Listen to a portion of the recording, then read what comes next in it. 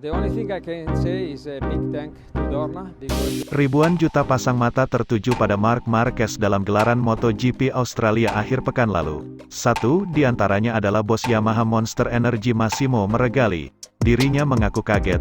Performa baby alien itu semakin menggila setelah sembuh cedera. Sedangkan pembalapnya Fabio Quartararo malah melempem, bahkan tidak bisa menyentuh garis finish.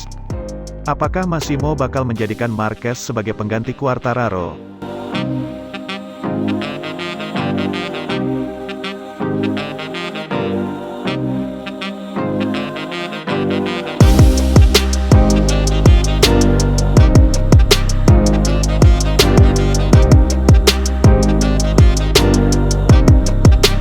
Sirkuit Phillip Island jadi saksi betapa rider 29 tahun itu sudah mulai kembali ke performanya.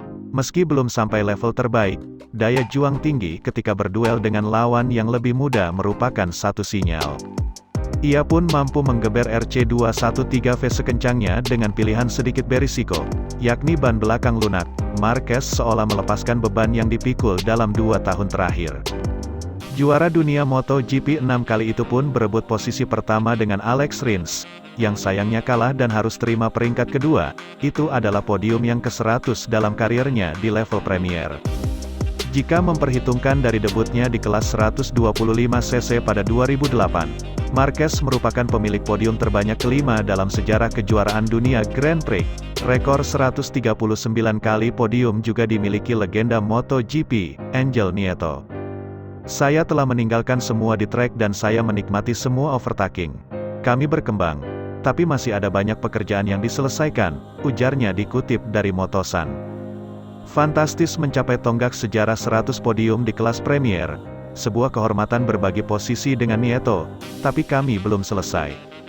Marquez mengutarakan bahwa pencapaian tersebut sebagai sinyal bahwa Honda bergerak ke dimensi yang tepat. Ia pun optimistis menatap MotoGP 2023. Kami terus membaik, Honda juga bekerja dengan sangat baik. Kami belum sampai puncak, tapi sudah bekerja keras untuk 2023. Hasil ini memberi kami motivasi, ia menambahkan. Itu membuktikan kepada Honda bahwa saya masih pembalap yang mampu memenangi juara dunia. Saya gembira dengan podium ini. Sangat berarti bagi saya dan orang-orang yang ada di sekitar saya dalam musim sangat sulit. Anda tidak bisa pergi dari neraka ke kejayaan dalam waktu singkat. Sementara itu, Puig sangat menghormati dan menghargai kerja keras Marquez untuk kembali ke kecepatan sebenarnya. Yang paling penting sekarang adalah melihat Marc dengan DNA sebenarnya. Ini artinya berjuang untuk kemenangan. Repsol Honda dan HRC gembira kembali ke bagian depan, ucapnya. Kami tahu dia menderita, kami tak punya apapun melainkan respek dan penghargaan terhadap kerja kerasnya untuk kembali ke kondisi ini dan penampilan di level sekarang. Kami dapat menyaksikan semangat dan kemungkinan di trek yang menuntut. Untuk itu, kami lanjut bekerja memberikan motor terbaik di masa depan dan mengembalikan titel ke Honda. Itu komitmen dan kewajiban kami sebagai perusahaan yang memimpin di dunia balap. Selanjutnya, MotoGP akan bergulir di sirkuit Sepang, Malaysia. Puig mengharapkan sukses kembali berpihak kepada pembalap andalan itu. Ketika Anda punya pembalap seperti Marc, yang kembali ke perforanya dan jelas pembalap spesial, Anda tidak bisa menyisihkannya dari perhitungan. Tidak mudah, tapi kami akan pergi ke sana dan melihat apa yang terjadi. Ia melanjutkan, paling penting adalah kondisinya berkembang dan Honda memberi senjata supaya dia bisa melakukan yang bisa dilakukan. Gagal finishnya Fabio Quartararo di seri Australia hari Minggu lalu menjadi perbincangan banyak orang. Salah satunya legenda hidup MotoGP Giacomo Agostini. Tanda tanya besar dilontarkan juara dunia balap motor sebanyak 15 kali itu kepada Yamaha. Ada masalahkah dengan performa mesin? Atau memang settingannya tidak cocok dengan pembalap? Juara dunia bertahan Fabio Quartararo, Monster Energy Yamaha MotoGP, memimpin klasemen sejak usai putaran kelima di sirkuit Algarve, Portimao, Portugal. Namun, menjelang 2 balapan terakhir, ia kehilangan posisi tersebut. Usai GP Australia, balapan ke-18 dari total 20 di MotoGP 2022, posisi puncak klasemen El Diablo berhasil direbut Francesco Pecco Bagnaia, Ducati Lenovo, yang finish di podium ketiga pada lomba di sirkuit Phillip Island, Minggu, tanggal 16 Oktober tahun 2022, lalu. Pecco Bagnaia yang sebelumnya tertinggal hanya 2 poin dari Quartararo, berhasil merebut 16 poin seusai finish di belakang Alex Rins, Suzuki X-Star, dan Marc Marquez, Repsol Honda. Sementara, Quartararo justru gagal finish. Pecco menggeser Quartararo yang malang di puncak klasemen. Saya kira, sulit bagi siapapun untuk menghentikannya saat ini. Saya sedih melihat Quartararo seperti ini. Ia menggeber Yamaha, motor yang memberi saya 2 gelar juara dunia, ujar Ago, panggilan Agostini.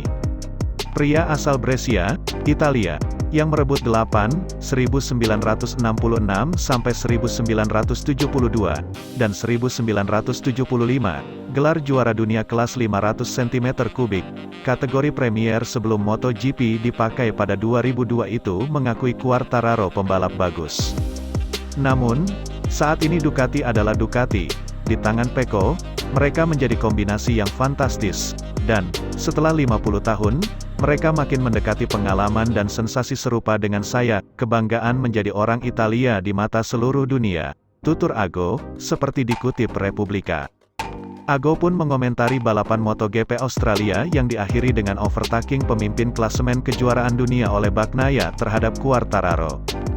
Quartararo sendiri terjatuh hingga 2 kali pada balapan berdurasi 27 lap tersebut.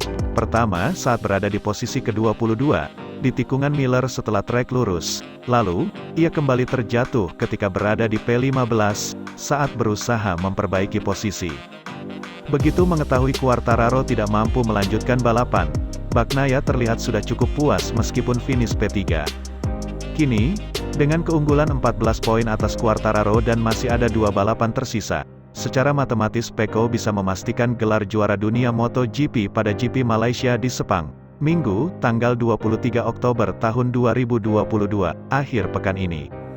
Setelah Joan Mir Suzuki pada 2020, Quartararo Yamaha pada 2021, Bagnaia Ducati kemungkinan besar bakal menjadi kombinasi ketiga yang menjadi kampiun MotoGP dalam 3 musim terakhir. Tren ini menurut Ago tidak bagus untuk MotoGP.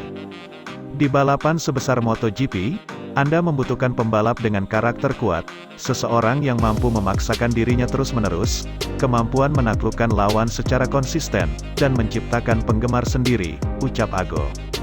Kalau setiap tahun ada juara berbeda, dulu Mir lalu Quartararo, lantas siapa lagi? Orang-orang akan mulai berpikir siapa saja bisa memimpin di MotoGP. Jika tantangan menjadi sepele, MotoGP bakal kehilangan pesona dan daya tarik, ujar kampiun kelas 350 cm3 7 kali tersebut, 1968, 1969, 1970, 1971, 1972, 1973, 1974.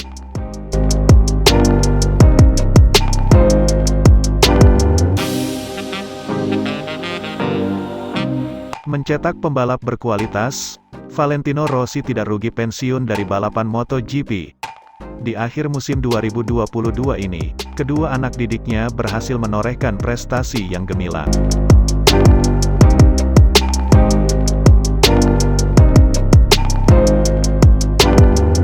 Valentino Rossi tak lagi balapan di MotoGP 2022, namun pada penghujung musim ini tampaknya senyum The Doctor bisa mengembang lebar, lantaran capaian Marco Bezzecchi dan Francesco Bagnaia begitu memuaskan. Dua pembalap Italia tersebut sebelumnya merupakan anak didik Rossi di VR46 Riders Academy. Kini Bezzecchi dan Bagnaia sedang berupaya mengikuti jejak sang guru menuai sukses di ajang balap motor kelas primer. Seiring berakhirnya MotoGP Australia 2022, Bezzecchi memastikan diri sebagai Rookie of the Year alias pembalap debutan terbaik pada MotoGP 2022. Bezzecchi kini mengumpulkan 93 poin di klasemen dan menjadi pembalap debutan dengan poin tertinggi. Kendati masih ada 2 balapan lagi, poin Bezzecchi tak mungkin disalip oleh debutan-debutan lainnya seperti Fabio Di Giannantonio, Darryn Binder, Remy Gardner, atau Raul Fernandez. Penampilan Bezzecchi musim ini cukup menjanjikan dengan sekali menjadi runner-up di MotoGP Belanda 2022. Sementara Bagnaia kini memiliki peluang besar menjadi juara dunia MotoGP 2022, menempati peringkat ketiga di MotoGP Australia, Bagnaia kini menduduki posisi teratas di klasemen pembalap. Bagnaia mengoleksi 233 poin, unggul 14 poin dari sang juara dunia Fabio Quartararo. Dengan kondisi tersebut, Bagnaia bisa saja mengunci gelar juara dalam balapan di MotoGP Malaysia 2022 yang akan berlangsung akhir pekan mendatang. Pembalap tim Ducati Lenovo itu merupakan yang paling banyak menjuarai seri balap musim ini. Dari 18 balapan yang sudah dilakoni, Bagnaia 6 kali finish terdepan. Jika Bagnaia benar-benar bisa memanfaatkan peluang, maka ia akan meraih gelar juara MotoGP untuk kali pertama sekaligus membuat Rossi bungah dan tersenyum pada MotoGP 2022. Sebelumnya Rossi pun sempat semeringah ketika Bagnaia menjadi juara dan Bezzecchi ikut naik podium di MotoGP Belanda beberapa waktu lalu.